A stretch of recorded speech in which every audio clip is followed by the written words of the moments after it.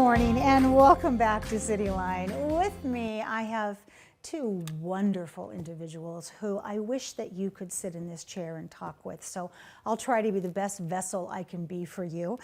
We have Raising Girls on the couch right now. Please join me in welcoming back Sharon Chambers-Gordon. You are the founder and CEO of Raising Girls. Welcome back and Happy New Year. Happy New Year. We are first You of are. the year. We are very excited and excited to be back here and to share more about Raising Girls. Absolutely. And you brought with you Lisa Barnes, the beautiful Lisa Barnes, Treasurer and Community Relations for Raising Girls. Lisa, Happy New Year. Happy New Year. Thank you for having me. Yes. Okay, first off, let's talk about these shirts.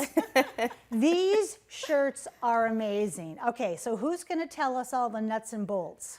Well, Amara, Your daughter, let's my give daughter, yes, give her props. Marketing person. And marketing person designed the shirts, and we had them on gray at the beginning and thought, okay, if we get them on black, the logo will really, really pop. And so we are very, very much enjoying them and happy to share them with volunteers. I love that. So we are going to circle back toward the end and talk about, if you're volunteering, how you can get one of these t-shirts because they are incredible. So before the break, I said, will this be the year that you become the full-time CEO of Raising Girls? And I realized in order to ask that question, I need to ask what happened last quarter. So how was last quarter, Sharon? Last quarter was, as always, very busy. Yes. We were making sure that we got care bags out to the students because in our care bags in the winter season, we have hats and scarves and gloves and socks. So those are added to our hygiene bags to make sure that we have what we need. I love that. So we had for our supplies, we are a member of the Alliance for Period Supplies. And they're a national organization that focuses on period products. And we got a shipment of 10 pallets of pads dropped off to our headquarters last October. It's amazing to be part of this national organization that they raise funds and then members like us, we can get those huge shipments. And so we don't have to buy pads for a long time. And we're just very grateful for that organization and to be a member of the Alliance for Period Supplies. Gosh, I guess. I mean, I know that you have a big space that is accommodating all of this activity, but 10 pallets, that's a lot. Congratulations. Thank you. Because that's just more money you can put someplace else. Someplace else. And we have ceiling to floor to ceiling boxes in our warehouse, and we are grateful. I love that. So that's what you were doing last quarter. Yes, There very we go. busy. So Lisa, before I get to the what are we doing now, let's talk about how many new schools that Raising Girls has connected with. Sure. So we were able to connect with 7 new elementary schools in our area. We were actually contacted by multiple school nurses as well as counselors, letting us know that girls in 5th grade had been starting their periods. So they were in need of sanitary and hygiene products. We were able to partner with them and get the bags out to those schools. We do service boy students as well, delivering care bags full of multiple hygiene products. Oh, wow, that's impressive. And talk about when you hear from nurses and school counselors, I can imagine that that was on a vision board years ago when this first went aha with you. And now it's come to fruition. You've got that co-Raising Girls volunteer in the office looking out for the people who we want to help the most. Sharon, describe a procedure for a school to get on that list. I mean, because I know you had it from the get-go. What are the steps if we have someone listening right now who wants to do that? So a lot of word of mouth about Raising Girls is Yes. trickling in the community, and that's very exciting. So schools will hear about us, and the easiest way for them to contact us is to do email, or email is easy, info@raisinggirls.org, or to send us a text, and they will do a needs assessment for the schools. And once we do that and see how many care bags are needed, we will support them. So far, as I said last time, every time we have a request, we have been able to fulfill that request, and we're just very grateful for that. I can't imagine raising girls not fulfilling that request. I mean, I'm just going to put it out there. I'm making this up, but I bet this has happened. You get a phone call at 9 o'clock at night that says we need X amount by the next morning. And in a matter of few minutes of a phone call, you've got people there who are filling up bags and you figured out who's going to deliver them. Did I get that right? You got that right. In fact, we got an email from a school that said we were just so surprised that we got the bags so fast. They made the request, and one of our leadership team members, Dale, got the bags to them the very next day. So yeah, you're correct. There we go. So Lisa, in addition to having all of that great feeling of helping out some of our most youngest and vulnerable in the population right now in terms of school, how does a volunteer get involved with it? Sharon gave us a website, but kind of walk us through the process. Sure.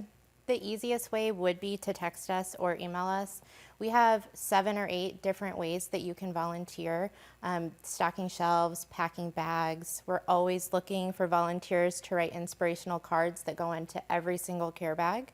And then we're looking for community partners. So a community partner would partner with the school in their area and keep in consistent contact with them and schedule deliveries to those schools throughout the year. Wow, that's impressive, and you make it so easy. So speaking of easy, what is the greatest need for raising girls this time of year? Because you've got new things in the bags that we didn't have in September. Right. Going into the new year, what we need are funds as a nonprofit to continue the work and then to keep our shelves stocked with those products. Besides funds, we do have an Amazon wish list.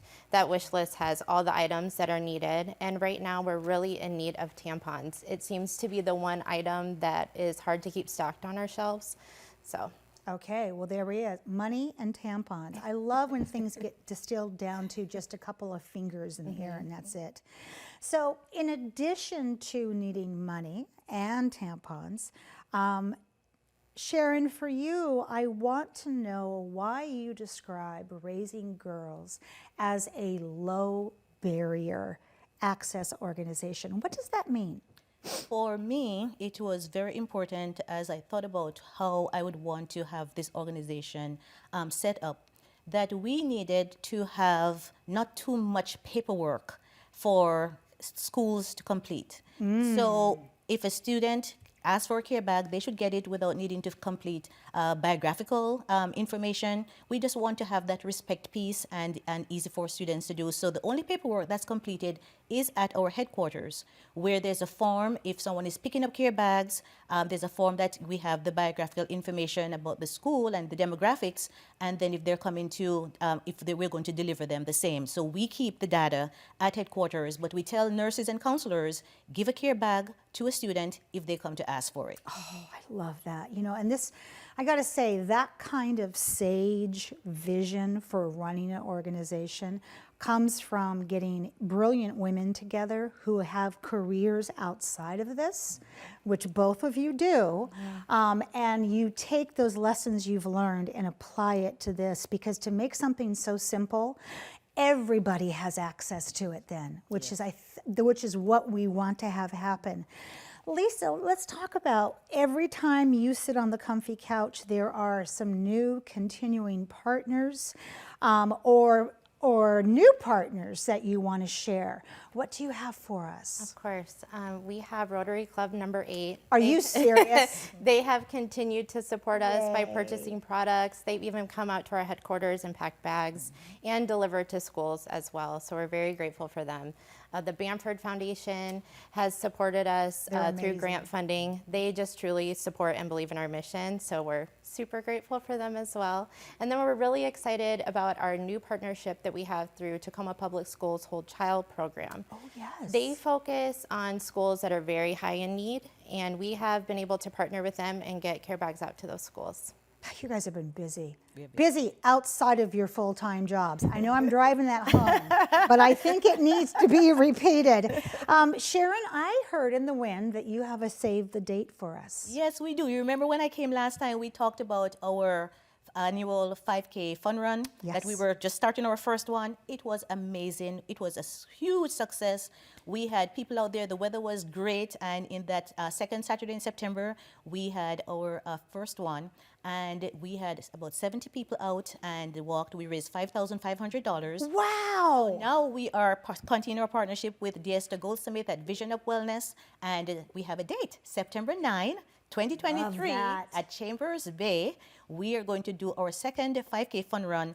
People said last time, oh, we didn't know about it. Well, you have time now to know about it, right? That's right. So we are giving a 9 months notice to, we're looking for sponsorships and for people to register when registration comes out late July, and for people to come out, and we want hundreds of people to Yes. come. So September 9, 2023, our second annual 5K fun run. And we're going to keep driving that home, aren't we? Every time you're here, or if I see somebody, we're going to talk about that. Yes. Because we're talking about that, I know it takes a village. We've talked about this. Last question, who do you need to thank, Sharon? Our community that just supports us every single day. I feel so gratified in the work that we do when we see community people step up every single day to support us. You know, end of year gifts, donations being dropped off, people writing inspirational cards, which is huge because we need thousands of inspirational cards. And we just have to say thank you, thank you, thank you to our community that continues to support us and the work that we do. Oh, well, and I want to say thank you to you two, but also the members who we do not have on the couch that are here in spirit. It is amazing the momentum that Raising Girls has and how it continues to stand on what it was founded, but also reinvent itself for the community and to meet them where they are right now. So I thank you, because love is in the details, and that's what Raising Girls is. Thank you so much for being here. Thank you for having us, Amanda. Happy New Year. Happy New Year to you too. We have much more to come on Cityline. We're going to do a little musical chairs, and we'll be right back.